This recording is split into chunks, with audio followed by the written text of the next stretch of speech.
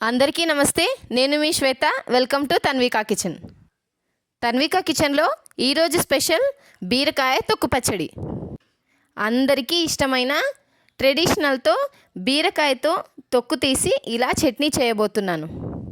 మరి బీరకాయ చెక్కు తీయగానే అందరం పడేస్తాం కదా, ఆ చెక్కుతో మంచిగా రుచిగా చాలా టేస్టీగా ఈ చట్నీ చేసి చూపించబోతున్నాను.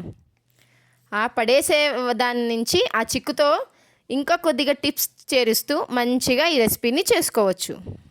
ఇది చాలా అంటే చాలా టేస్టీగా సింపుల్గా చేసుకోబోయే చట్నీ అన్నమాట. మరి ఈ టేస్టీ పచ్చడిని ఎలా చేసుకోవాలో చూసేద్దాం. ఇప్పుడు ముందుగా స్టవ్ మీద ఒక గిన్నె పెట్టుకొని అందులో 1 టేబుల్ స్పూన్ ఆయిల్ వేడయ్యాక 1 టేబుల్ స్పూన్ జీలకర్ర, అలానే 1 టేబుల్ స్పూన్ ధనియాలు వేసి మంచిగా వేగనివ్వాలి. ఇలా చిటపటలాడిన తర్వాత ఇందులోనే మనం ఆల్రెడీ తొక్క తీసి పెట్టుకున్న బీరకాయ మొత్తాన్ని వేసేద్దాం. స్టవ్ని లో ఫ్లేమ్లో మాత్రమే పెట్టి వేయించాలి. హై ఫ్లేమ్లో పెడితే అడుగు అంటి మాడిపోతుందన్నమాట. లో ఫ్లేమ్లో పెట్టుకొని వేయించండి. నేను ఒక పెద్ద సైజ్ బీరకాయ తీసుకుంటున్నాను. ఈ పెద్ద సైజ్ బీరకాయలో చెక్కు మొత్తం వేసేసుకుంటున్నాను అనమాట. ఈ పొట్టు వేగడానికి కాస్త టైం పడుతుంది. నిదానంగా లో టు మీడియం ఫ్లేమ్లో పెట్టుకొని మంచిగా వేయించాలి. చూశారు కదా, బాగా వేగుతుంది. గుర్తుపెట్టుకోండి, మీడియం టు లో ఫ్లేమ్లోనే పెట్టుకొని చేసుకోవాలి. హై ఫ్లేమ్లో పెట్టుకోకూడదు అనమాట. మీకు బీరకాయ పొట్టు అంటున్నాను కదా, బీరకాయ పొట్టు అంటే ఏంది లేదండి, బీరకాయ పైన ఉన్న చెక్కు అన్నమాట. బీరకాయ చెక్కు తీసి పడేస్తాం కదా, ఆ చెక్కుతోనే ఈ పచ్చడి చేసి మీకు చూపిస్తున్నాను. ఇది వేగింది చూడండి. ఓన్లీ బీరకాయ చెక్కుతోనే చట్నీ చేసుకున్నా బాగానే ఉంటుంది, కానీ ఇంకా కొద్దిగా టేస్ట్ యాడ్ అవ్వడానికి నేను కొద్దిగా బీరకాయ ముక్కల్ని కూడా వేసుకుంటున్నాను. బీరకాయ చెక్కుతో కూడా నేను చేసుకోవచ్చు, కాకపోతే ఇది కూడా యాడ్ చేస్తే కొద్దిగా టేస్ట్ బాగుంటుందని నేను వేసుకుంటున్నాను. ఇలా బీరకాయ ముక్కలు కొద్దిగా వేగాలి. మంచిగా వేగిన తర్వాత మూత పెట్టి ఒక 2 to 3 మినిట్స్ వేగనివ్వాలి. గుర్తుపెట్టుకోండి, వాటర్ కూడా వేయకూడదు.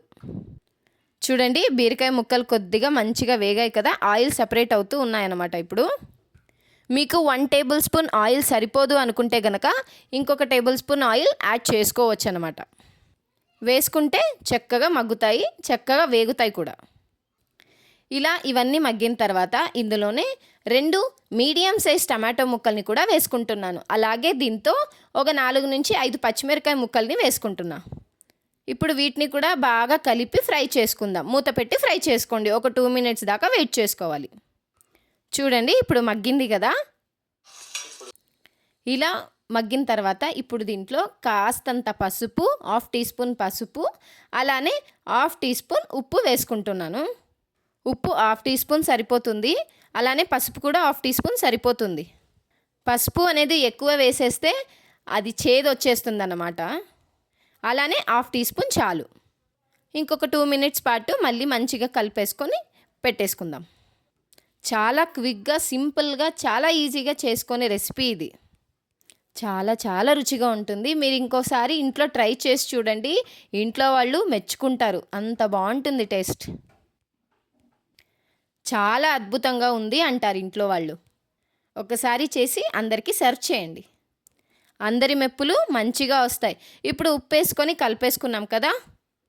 ఇంకొక 2 మినిట్స్ పాటు మగ్గనిచ్చిన తర్వాత ఇప్పుడు స్టవ్ ఆఫ్ చేసుకొని ఈ మిశ్రమాన్ని పూర్తిగా చల్లారిన తర్వాత మిక్సీలో వేసుకుంటున్నాను. ఈ మిక్సీ వేసేటప్పుడు ఇందులోనే ఒక 4 నుంచి 5 వెల్లుల్లి రెబ్బల్ని తొక్క తీసి వేసుకుంటున్నాను. ఫైన్ పేస్ట్గా మంచిగా మృదువుగా వచ్చేలాగా మిక్సీ పట్టేసుకోవాలి. చూడండి, ఓపెన్ చేసి చూపిస్తున్నాను. ఇలా ఉంది. మీకు కావాలంటే చాలా గట్టిగా అనిపిస్తే ఒక కొద్దిగా వాటర్ వేసుకోవచ్చు. నేను ఇక్కడ వాటర్ వేసుకోలేదు. చూడండి ఎలా ఉందో. మీకు కావాల్సిన కన్సిస్టెన్సీని బట్టి మీరు వాటర్ కావాలంటే వేసుకోవచ్చు.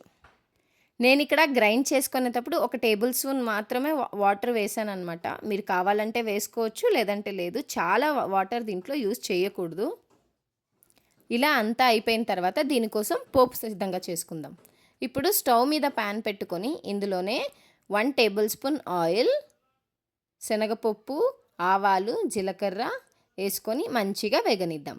కొద్దిగా ఇలా వేగిన తర్వాత 2-3 ఎండుమిర్చుల్ని తుంచి వేసుకుంటున్నాను. అలాగే ఇందులో కరివేపాకు వేసుకొని మంచిగా వేగనియాలి. ఇలా వేగిన తర్వాత ఇందులోనే మనం ఆల్రెడీ మిక్సీ పట్టి పెట్టుకున్న మిశ్రమాన్ని మొత్తం దీంట్లో కలిపి సర్వ్ చేసుకుంటే చాలా బాగుంటుంది. ఇప్పుడు ఈ మిశ్రమాన్ని, ఈ చట్నీ అనేదాన్ని వేడి వేడి అన్నంలో కలుపుకొని తింటుంటే చాలా అంటే చాలా అద్భుతంగా ఉంటుంది. చూశారు కదా, ఎంతో రుచికరమైన బీరకాయ తొక్కుతో చట్నీ అంటే పచ్చడి కొన్ని చిట్కాలతో చేసుకుంటే చాలా అంటే చాలా టేస్టీగా ఉంటుంది. మరింత రుచికరంగా ట్రై చేయండి. మీరు కూడా ట్రై చేయండి ఇంట్లో. ట్రై చేసి మీ ఫీడ్బ్యాక్ని నాకు తెలియజేయండి. ఈ లింక్ని మీ ఫ్యామిలీకి షేర్ చేయండి. మరిన్ని టేస్టీ అండ్ సింపుల్ రెసిపీ కోసం తన్విక కిచెన్ ఛానల్ని సబ్స్క్రైబ్ చేయండి.